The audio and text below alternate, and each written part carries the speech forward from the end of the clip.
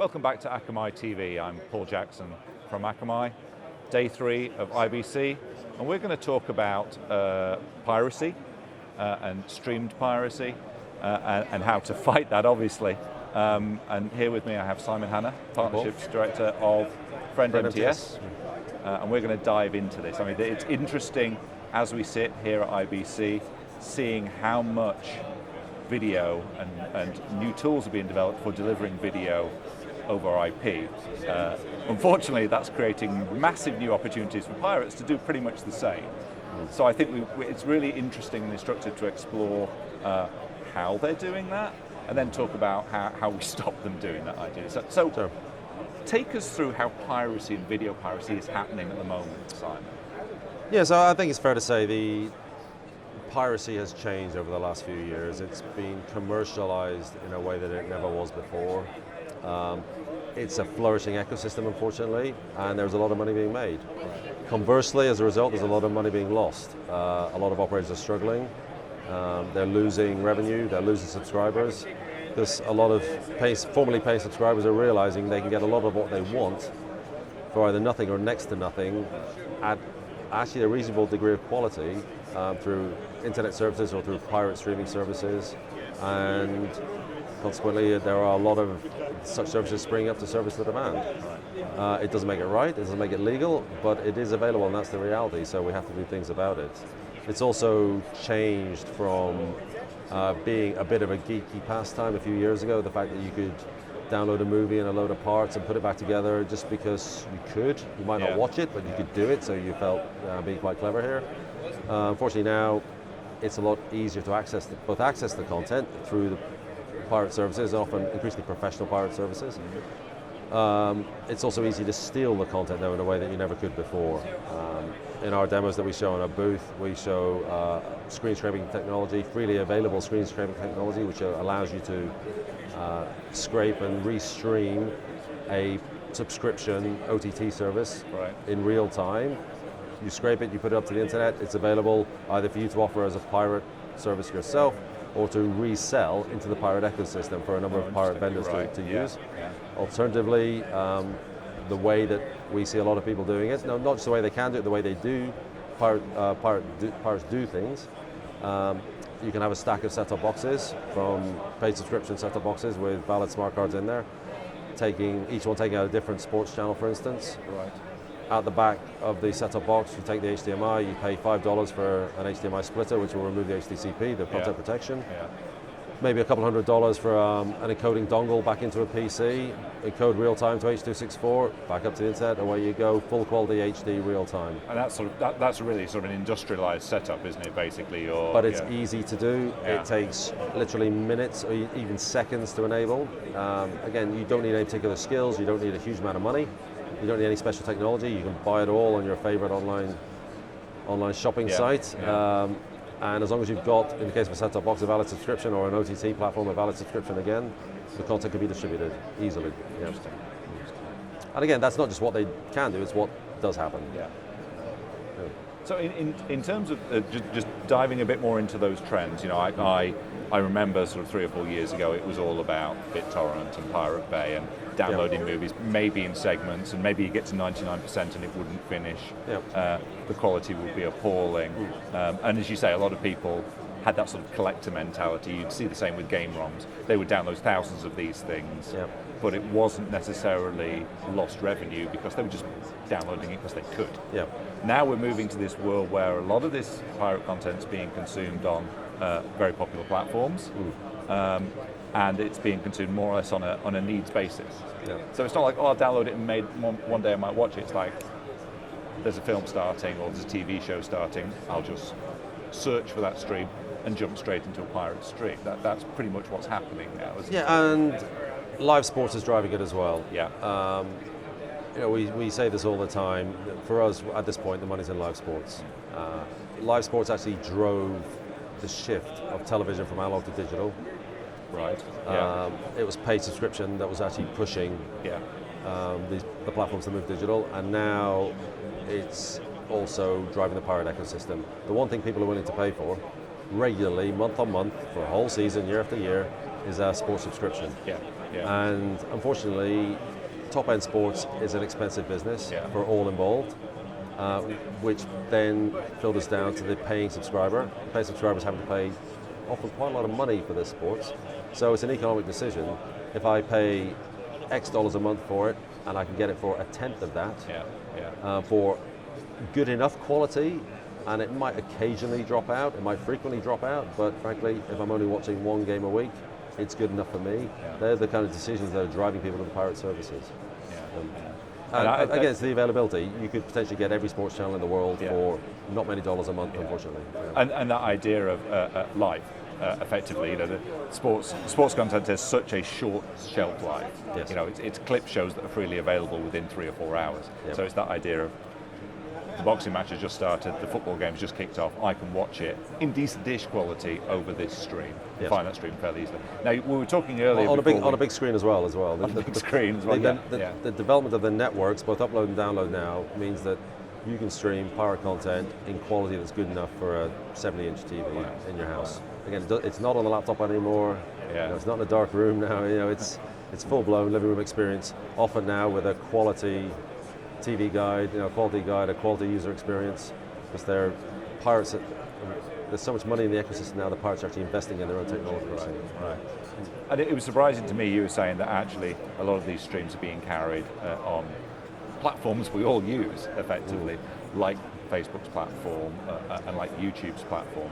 So these are not sort of URLs or APIs you have to download and install into your browser or buy a Kodi box. This stuff is really only a quick search and your platform away. There are a range of ways to find content now. You can pay for a pirate subscription service. You can find a free service. Usually the quality is not so good, or there's a lot of ads involved. You go to a website and you're just getting bombarded with often stuff that you don't want to see in terms of advertising, and certainly stuff you don't trust. But you're getting the video out of it at the end of the day. Yeah.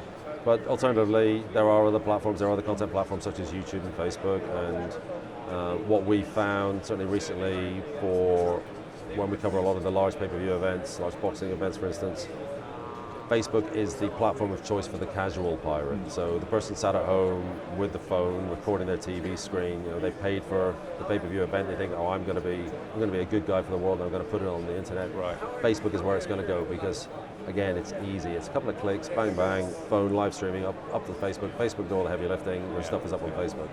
And for a major pay-per-view event, we'll see many, many tens, if not hundreds of thousands of people doing that. Right. It's that kind of scale.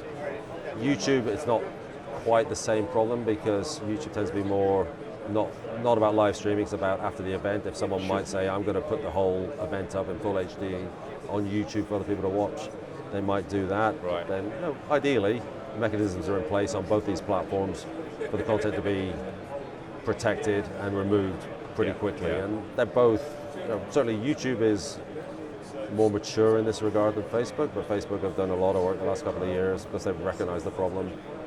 They recognize what people are doing, and the platforms are in place, the technology is in place, and it's pretty solid now. It does a good job. Yeah. Well, apart from sounding as though some of those platforms are starting to act, that was fairly depressing. Particularly if you're a broadcaster or you're a rights owner. What are we actually doing to try and, if not eliminate this, try and minimize these streams or the number of pirates that are doing these industrial scale restreaming? Yeah. What does Friend MTS do to help their customers do that? Yeah. So we work in a space where we interface with a lot of different types of organizations. We work with content owners, we work with rights licensees, with broadcasters, programmers, channel providers, whatever you want to call them, and we also work with operators as well. Often the way the ecosystem works is that the content owner will tell the rights licensee, you've got to look after this content, you've got to make sure that people aren't stealing this content. But unfortunately the channel owner won't have access to the end user, so they can't really do much. So they have to pass the problem or the requirement down to the platform. So the broadcaster, the satellite broadcaster, or the IPTV provider, or the OTT service provider, and they tell them, you have to do things to protect this content. we will work with those telcos to implement certain technologies, but generally it's the channel owner or the content owner who are coming to us saying, I think I've got a problem, I've been told my content's all over the internet, what can you do about it? Yeah. And so our services are there ready to help those guys. So the first thing we would often do when working with these guys is we will let them understand the problem, help them understand the problem. They say, I've been told my stuff's out there, it's turning up in Facebook, it's turning up on the internet, it's turning up in paid services, I think, but I have no idea how much. Yeah. And I don't know where it's coming from. So we will first of all use what we call our global monitoring platform to run a monitoring exercise for this customer. We will go out and we will understand the scale of the problem. We will use our extensive database of known sources of pirate content that we've been building up over 10 years. We have hundreds of thousands of known sources of pirate content. We will intelligently sample that set of pirate sources to download content, and then when we download it, we use technology we use called fingerprint. We have fingerprint technology which we can use to identify that content and confirm that it is actually content we care about, and then we can report back to the customer saying, this is how much is out there, this is where it's available, these are the platforms it's available on, because we will do broadcaster analysis, and then if it's significant enough, the customer will then say, okay, can you please do something about it for me? Right. The next step is what we call traditional enforcement. So automated sending of DMCA notices, takedown notices, cease and desist letters. We act on behalf of the content owner or the broadcaster to send these notices. Again, it's all heavily automated. It's done at massive scale. Right. It's done very quickly, particularly in a live environment. You want it done straight away. Yeah. If you're sending a message to a pirate organization, they will inevitably not respond. So we will then automatically escalate up to their infrastructure vendors, so a hosting provider or a CDN provider. And if it's a credible organization, such as an Akamai, they will respond, the stream will be removed, everything's good. Yeah. Often though, the pirates are using what we call non-compliant vendors, non-compliant infrastructure providers, who are explicitly set up to service the pirates. Interesting. Increasingly. So pirate CDN provider. Absolutely, or pirate hosting providers. And it's a minor victory, at least, if you can force them onto those lesser vendors. Because we always say one stream on Akamai is very, very dangerous, because it can scale almost infinitely. A stream on a little tin pot vendor, hanging out in the Seychelles, under cover of darkness, gets massively successful. They can't scale to the same way. If they all of a sudden start attracting a whole load of subscribers and a whole load of streams are having to come out of their platform, the quality of the experience is going to go down. So there is some benefit of pushing people down to that level. But ideally, you want to stop the service, and traditional enforcement is only ever so successful. Additionally, we're seeing more peer-to-peer distribution as well. That makes it more difficult to stop the service because there is no server to take down. So traditional enforcement is only so effective. What you really want to do beyond that to have a really effective result is identify who's stealing the content in the first place. So which set-top box subscriber is restreaming the content, is scraping and restreaming the content, or which OTT application is it coming out of? Which subscriber is stealing it and restreaming it?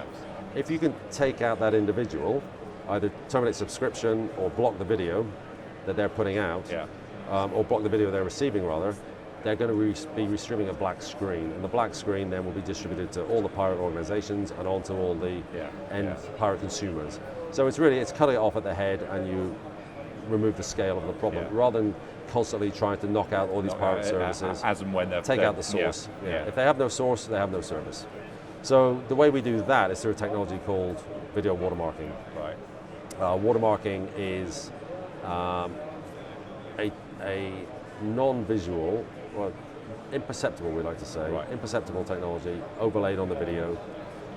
When we capture the video, we identify the video. If we believe it's come from an operator who is implementing the watermarking on the video, we can automatically extract that watermark, and that watermark will give us an identifier which we can feed back into the operator to say this account or this identifier is currently restreaming live on the internet. And depending on the requirements, the operator can terminate straight away, or if it was found from a channel that was being broadcast 24 hours a day, a sports channel being broadcast 24 hours a day by the pirate, and we found it at 3 o'clock in the morning on a Tuesday, there's not a lot of benefit from terminating it immediately, because it might be the fishing channel or something at that time. So what the operator may want to do is just keep it. Thank you very much. I know who they are. Yeah. And then at 5 o'clock on Saturday evening, when Liverpool Manchester United is just kicking off, all the IDs they've got, they'll terminate them all at that point for maximum impact. So any bars that are showing illegal football, from pirate services, all of a sudden they're going to lose their feeds. Their experience is going to go down. The paying customers in the bars are going to be very, very unhappy. And then hopefully the bar manager is going to say, look, we've got to start paying for the proper thing because this isn't doing it. Similarly with pay-per-view boxing events, all the free events through the evening, let them go, let people watch those, but just as the big fight's starting at 11 o'clock, all the guys come back from the pub, they're sat around the TV, congratulating themselves because they're not having to pay for the pay-per-view. Fight starts, first punch is thrown, bang, it's gone, because they've lost their source. And all of a sudden, chaos, find another one, 3 minutes later, look, we can't find another one, just pay. And we see this, the actual payments go boom, right through the roof. I love that idea of almost that brinksmanship by the platform owners to sort of say, we'll let them go for now. We know who they are, and as you say, wait until the big events on that everybody has to see, and then cut them all off. Make them realise what they're missing out on. You said something before we go on. You said something really interesting, sort of in your early part when you were talking about scanning for content. So you've got some of these pirate services that are 10 years old. We've been building a list for 10 years. But it's the whole set. So it's streaming services, but it's also content repositories, cyber lockers. We work on automating Kodi plugins. Much of what we do is just automatic. We have a growing database constantly of sources, but additionally we have automated searching on the internet, looking for content. Twitter, automated hashtag searching or the like. But also where we do involve people, it tends to be on researching for additional sources. Often doing what you would do as an individual. If you were going to look for pirate content, we're doing it at the same time, looking for the same content. And when we find it, it goes in our list. Additionally, we're paying for all the pirate services anonymously, so we're signing up to them all. So we can get behind the paywalls and find out what they're putting out. So we know when we're asked to find it and protect it, we know it's there and what they're doing. Again, it's got to be automated. To do this properly at scale, you've got to automate it. You've got to have evolved tools and frankly a lot of clever stuff going on, which there is. But it allows us to do this at massive scale. We capture terabytes of video every day, thousands of hours of video every day. We sample it immediately, again, completely automated. We fingerprint it when we receive it to compare it against our reference library of fingerprints. And we affect that within a second. And once we're happy we've got about a 20-second overlap, we're certain we have the content. That is that content. And because we do it immediately, we can then extract the watermark immediately. And our watermarking is highly efficient, it's high performance. Often within a few seconds or less than a minute of video, we can get a result on a watermark match. And once we get to that point, if the operator is suitably integrated, we can feedback immediately that we have a result. So literally within a couple of minutes around a boxing, that's the kind of driver we have, we can tell an operator, this person is currently live streaming. So if they want to terminate them immediately, they can. But to do things in a live environment, you need to offer the whole thing end to end. It's got to be automated. There's no good being a tools vendor, just giving somebody a watermarking tool and saying, get on with it. That may be okay if compliance agreements haven't been written very well. If they only say you've just got a watermark, great, you can put a watermark in there. You're not going to do anything about it because you don't want to. You can't be bothered. You're not going to go look for content. You're not going to capture content. You're not going to identify content, and you're not going to pull out watermarks. And if you pull out watermarks, you're not going to actually give force on it and initiate prosecutions. But you can be compliant just by watermarking. But if you want to truly be effective, we need to offer the whole thing end to end. So the watermarking, I mean, thinking about one of the previous sort of more analog efforts was, you had your on-screen channel ident. We still have that. You would still search for that. We still a have lot of pirates could sort of scrub that out to stop auto-identification. You can't do that with watermarking, I presume. You can't strip that non-visible watermark content as easily. Visual watermarks, we've seen quite a lot of attack on this in the last couple of years. The technology has moved along, the cost of the appliances have moved along. Unfortunately, there are specials being produced by countries in the East, which are just regular looking appliances which will take two HDMI inputs from two separate set-top boxes. One's the primary, one's a comparator. Looking at it frame by frame, if it sees any difference, it will just blur that area of the screen or blank the frame. And that's how. So two accounts. And so anything streams. that's different between two accounts is something which is uniquely identifying the account. So it could be an identifier popping up. Right. So which is what we call broadcast ID or receiver fingerprinting, right. initiated by the CA system in the set-top box. Right. It can identify that and either blur that area, replicate some lines, or blank a frame. Right. And it can do that quickly and easily, and it can do it in real time. Yeah. So it's not post-processing of content and then play it out 24 hours later. Yeah. They can do this in real time with minimal latency. So that's why that kind of technology now is increasingly ineffective, increasingly being countered. Yeah. Additionally, we have previous generation watermarking solutions where and we had one ourselves, where we would flash up some dots for a fraction of a second. Right. It would be a unique dot pattern, which would translate to a unique identifier. Yeah. And so when we only needed literally one frame of video to be able to extract that pattern, to be able to feed back to the operator. But unfortunately, the technology that's out there now for the pirates, they can pick up these dots, or the frame with the dots, and they can do something about it. Yeah. Unfortunately, if they try to compare two, and they try to blur out the areas that are different, for them, we'll be able to see all these little blurred areas on the screen, and we'll be able to extract two for the price of one. So to be totally remove that, you'd have to take that frame out. Take the frame out, yeah. Some pirates aren't that clever yet, and we've been getting results where we've been able to pull out two results in one frame. But I think the days are numbered for that form of visual watermarking. Okay, that's interesting. The next generation is what we call full forensic watermarking. Think of a noise pattern overlaid on the video. There are different approaches actually. Ours is a client-side approach. We believe that's the most deployable and scalable approach. It's an overlay on top of the video, but it's an imperceptible noise pattern. So it's absolutely at minimum opacity, but it's pretty good stuff. We can extract it usually on a half decent quality capture. We can extract it in the order of a minute of video, or less, and that's on a completely production level opacity. Don't need that. Don't worry about it. That's a production level opacity where it's completely imperceptible, and it's studio approved. It's that good, and for 4K and HDR content. Sports watermarking is quite easy. You can be quite aggressive or robust with your opacity level, which makes it a lot easier to extract because there's lots of complex green grass moving around at high speed, and there's crowd scenes and multicolored heads. It can be a relatively high opacity level, and you just can't see it. But again, it makes it easy to extract. So even shorter clip of video, the 10-second highlight of the knockout, we can get a result.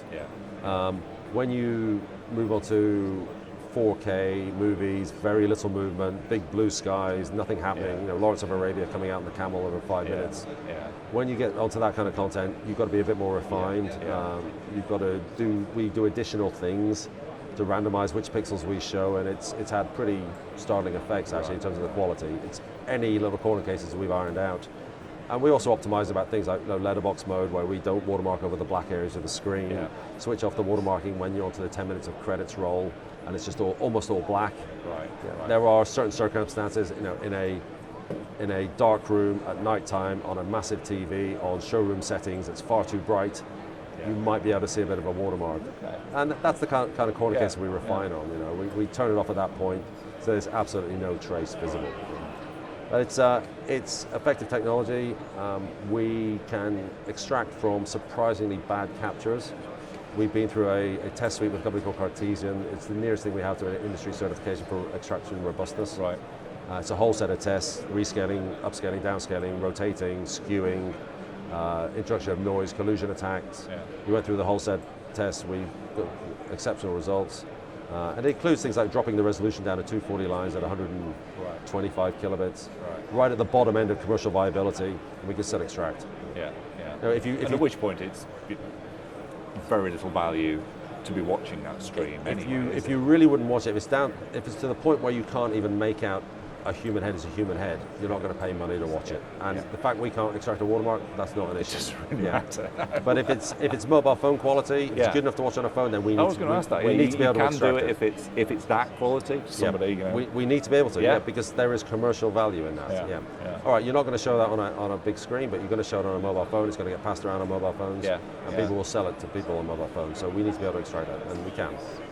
So one of the other areas, I think we've touched on this already, is it sounds like there's a lot more collaboration between, the traditionally different industries. I'm thinking here specifically about sort of the telco, connectivity industry, the rights holders and the broadcasters. Yeah.